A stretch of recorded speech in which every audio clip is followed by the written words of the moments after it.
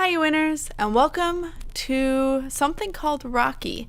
Now I'm not sure if it's a game or if it's a Twine game where it's mostly interactive fiction, but what it says below is a game by Connor McCain, and thanks to Mother from proofreading. So I saw this and thought that it looked fairly intriguing. I'm definitely judging it by its cover, so we'll definitely see how this turns out. I'm curious. So let's begin. Yes. Also, it is free to play. Based on true events. Okay.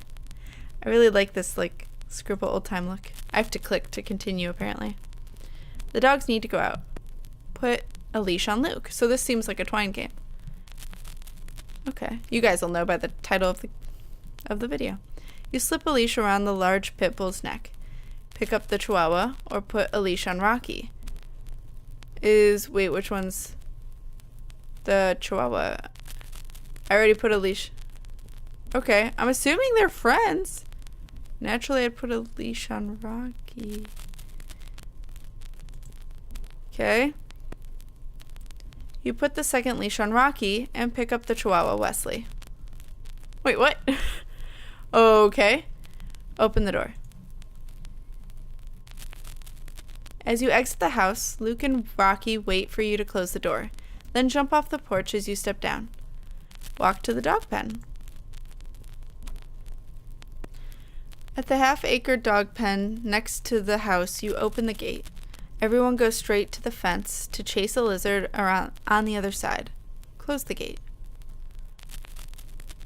As you close the gate, a rusty brown truck drives by. Head back to the house.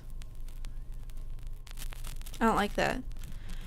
In the house, you work on the computer for a couple of hours. Check on the dogs. You look out the window to see Luke laying in one cot and Rocky playing with Wesley in the other. Get back to work. You work for a bit longer. It's starting to get hot inside. Turn on the AC. Are we not going to be able to hear them? You close the windows and blast the AC. Bring the dogs back in. Inside, everyone finds their place and lay down. They all take a long nap. Sit down at the desk or make coffee. Let's sit down at the desk. The day ticks away and the sun's heat eases up a bit. Take the dogs for a walk. It's really hot. It's really nice out. You walk with Luke on the leash. Rocky and Wesley follow close behind, occasionally stopping to sniff. Take a right. I don't like this. I'm nervous. I don't know what's gonna... Okay. You turn right at the junkyard. There are some rabbits in the distance. Keep walking. Wesley and Rocky both attempt to catch the fleeing rabbits, but don't. Still, they seem happy to have tried. Walk a little farther ahead. I'm gonna head home. Back at the house, everyone gets fed, then taken back to the pen to play. After a bit, the sun sets and it's dark. Bring the dogs in. The dogs fall asleep quickly and you decide to go to bed early as well. Turn the lights off. It's based on true events. What? Is that it? Okay, hold on. I'm gonna go through that again. And I'm going to say all the options that I didn't say and see what happens. This is much sweeter than I thought it was going to be. Based on this, I thought it was going to be eerie. I don't know, though. Okay, so put the leash on Luke. I'm going to pick up the Chihuahua. You pick up Wesley, the tiny brown Chihuahua. The third dog, Luke's son, Rocky, usually stays near him while walking a few feet to the dog pen, so you don't worry about his leash. Open the front door. Oh, no. But I did put a leash on him. Outside, Rocky runs around the house to relieve himself. You figure he'll catch up when he's done. It's hot and quiet out. Walk to the dog pen. That's the brown... the brown truck. As you walk, both Wesley and Luke are fixated on a lizard next to the dumpster by the street. Wesley wiggles in your arms. Look back. Rocky is still urinating. He recently started lifting his leg to pee, but isn't doing that now. Keep walking. Okay. I wonder how old the person who made this was. You get the half-arse fence dog pen and open the gate. Get to it. Yeah, put Wesley down. Wesley runs over to the fence, still focused on the lizard. Take the leash off Luke. Why? You take the leash off Luke and he follows Wesley. As he goes, you look up to see a rusty brown truck coming down the road. Go back to get Rocky.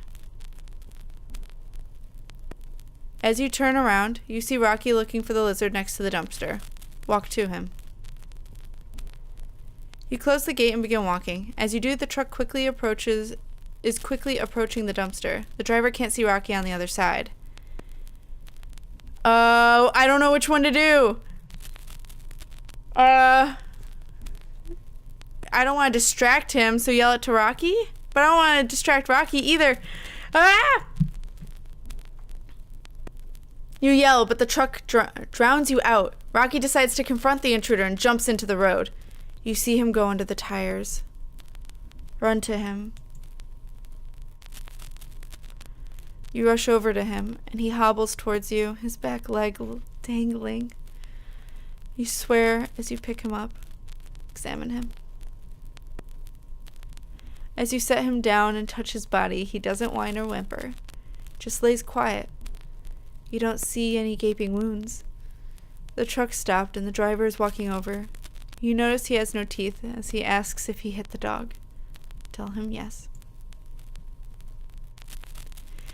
You curse and tell him to go away. You've seen him before and he always drives too fast down your road. He snickers, gets back in his truck, and drives off. Put Rocky in your car. You put him in the passenger seat. Luke and Wesley are safe in the pen, so you get in too. Drive to the vet. As you drive, you hold his head and talk softly. His back leg is swelling and bending a way it shouldn't. Park. Inside, you tell the receptionist Rocky was hit by a truck. She checks the appointment book for some reason. Tell her this wasn't scheduled. She laughs, apologizes, and rushes to get the veterinarian. A few moments later, he comes out and takes you into the examination room, where you set Rocky down. Explain what happened. The vet looks Rocky over and says she's worried about how white his gums are. He suggests taking x-rays. Agree. He leaves to set things up. Rocky starts panting. You think that's a good sign. Pet him. It's not a good sign. Rocky looks around the room. You realize this is his first time he's been somewhere new. Always away from home. Tell him he's going to be okay. A few moments later, he says they're ready. Carry Rocky to the x-ray room. You set him down and they take photos. The vet doesn't say much, just stares at the images, then asks you to take him back to the examination room. Take Rocky back. Rocky looks at you as you cradle him. Usually when you hold him like this, he yawns. Set him down. You put him back on the examination table and try to comfort him. The vet comes in after a few minutes and says he has bad news. Say okay. He explains that Rocky's pelvis and back leg are probably fractured. There's also several spots indicating large amounts of internal bleeding. Ask how we can fix it. He says he's not set up to perform this kind of surgery, that maybe a surgeon in Dallas could try, but that's 5 hours away and he's not sure Rocky has that long. He adds that surgery will be very expensive and not a guarantee that Rocky will survive.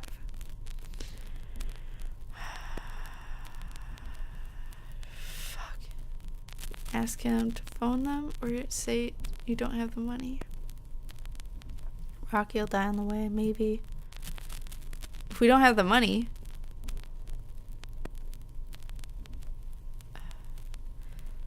Fictional world. No. Tell him you don't have the money. You ask if there's any other options, and he says, sadly, euthanasia is it. You stare at Rocky. He says he'll give you a minute.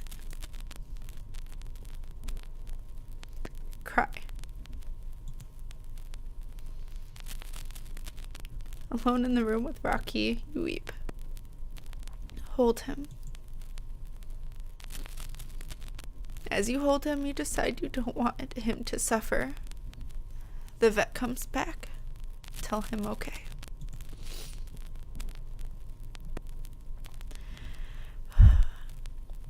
The assistant shaves and cleans his arm for the injection. Pet him. People are laughing outside in the waiting room. The vet injects purple fluid into Rocky's arm. Tell him you're sorry.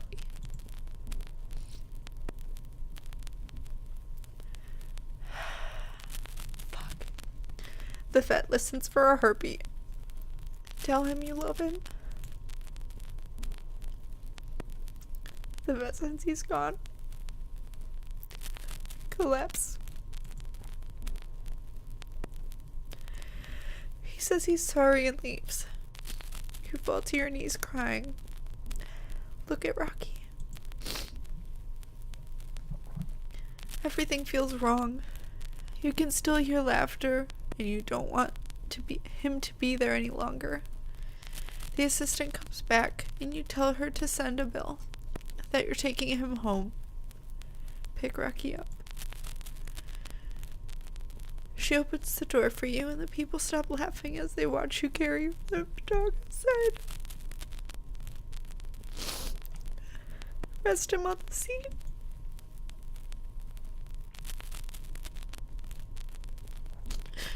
After driving back to the house, you sit for a while. You sit for a while in the car with him.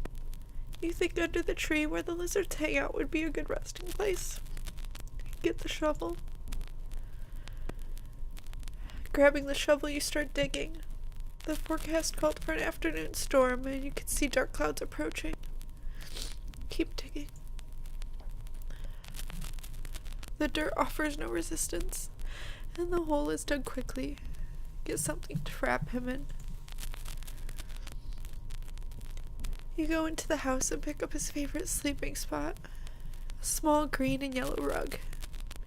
Take the rug to Rocky. You carefully wrap Rocky up in the rug. As you carry him, you realize that this is the last time he'll be in your arms again. You pause to draw out the moment. Lower him into the hole.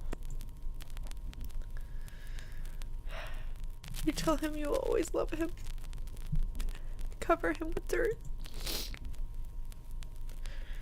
Tell him he will forever be missed.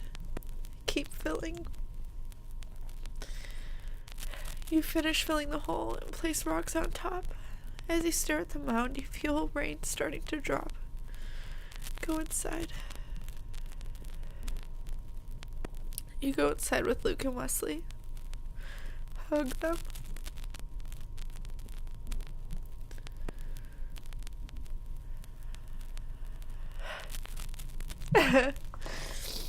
Fuck, man. Okay. You may be wondering why that's so hard for me. It's probably fairly easy to guess, but I've had a similar situation. I've lost 2 cats. Not to getting hit by cars. One, I was never able to put him down or anything like that. I don't know what his fate was, but he ran away. Not due to his choosing. I think the door was left open, and my dad's dog chased him out of the house, and no one was there for the entire night after that, so I'm pretty sure he just kept wandering around, because my front of the neighborhood had seen him 2 months later wandering around, but we never found him. He had 3 legs because he actually got hit by a car before we got him. And then my cat that I grew up with for 14 years, I had to be there to put her down. So I was in the vet office. And that reminded me so much of that. Like, so much. I just had, like, weird PTSD from that moment of her being on the table and them having to put the shot. Although, for at least her, they put the shot in between the shoulder blades. And it's 2 shots. And, for me, the first time was a shot. The first shot is to put them to sleep, and the second shot is to put them to sleep. And the first shot I stayed for. I didn't stay for the second one. But I remember being in there, and she was looking right at me until she fell asleep, and she fell asleep with her eyes open looking at me. So that was hard.